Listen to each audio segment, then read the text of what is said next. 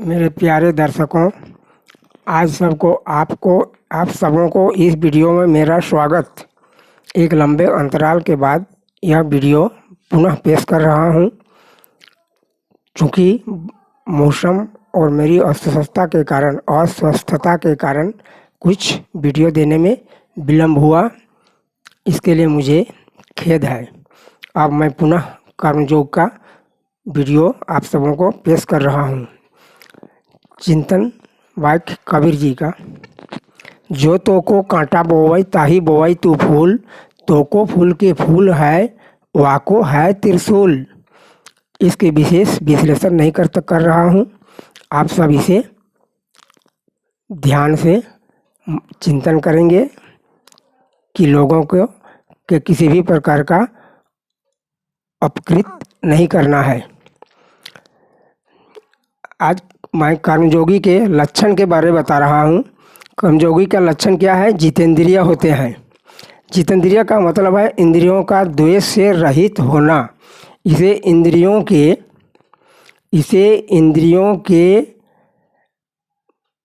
इंद्रियों में मन को विचलित करने की जो शक्ति होती है वह छीन हो जाती है, समाप्त हो जाती है।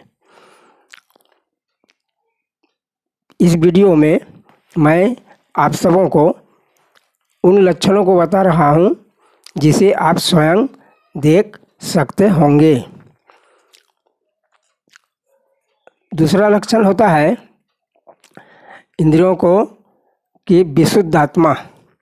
पदार्थों का महत्व रहने से उनकी कामनाएं रहती हैं, किंतु जब तक पदार्थ का महत्व है तब तक कोई निष्काम भी नहीं होता है। और परमात्मा प्राप्ति का उद्देश्य रहने से हमें उनको छोड़ना होगा, त्याग करना होगा। किसी भी वस्तु की कामनाएं नहीं रहनी चाहिए। तो अंतःकरण की शुद्धि के लिए यह आवश्यक होता है। अब उसके बाद है विजित आत्मा। कर्मयोग में साधक को सुख सुविधा का ख्याल नहीं रखना है। स्वयं का सुख सुविधा को त्याग करना पड़ता है। इसके लिए शरीर को भी बस में रखना आवश्यक होता है। तो जिन योगियों का या जिन लोगों का शरीर सुख सुविधा के भोग को करने के लिए उत्सुक नहीं रहता है, वे कर्मयोगी होते हैं।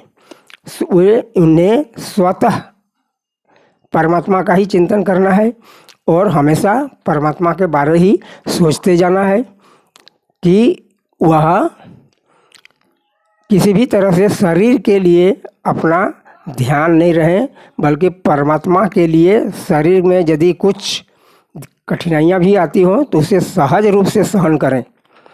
उसके बाद कर्मयोगी में और एक बात है, दूसरों को सुख पहुँचाने की सहज भाव से चेष्टा।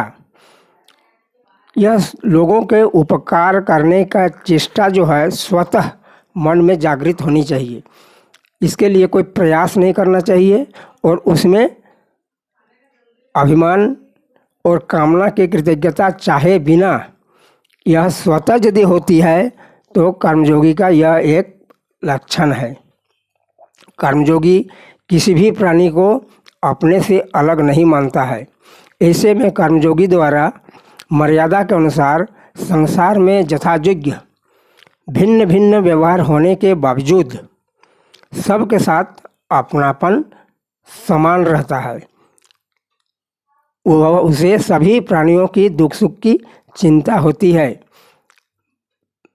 समाज के अनुसार भले जो जैसा होते हैं लोग, हम लोग इसको यदि 4 वर्णों में बांटते हैं तो उसे भी सोच सकते हैं कि ब्राह्मण, वैश्य, क्षत्रिय, शूद्र, किंतु लोगों के उपकार में, लोगों की भलाई में समानता होनी चाहिए और लोगों में भेदभाव नहीं होनी चाहिए।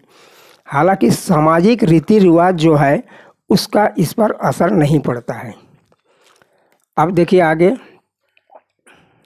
कि हमें विषय से विरक्ति होने की बात कही गई है। जितेंद्रिय मतलब विषयों से विरक्ति, तो विषयों से विरक्ति कैसे हो? शब्द, स्पर्श, रस, रूप, गंध, इन विषयों का हमें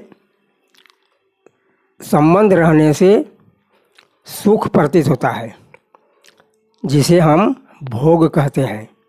मान सम्मान, सुख सुविधा मिलने पर भी प्रसन्नता होती है, इसे भी हम भोग कहते हैं।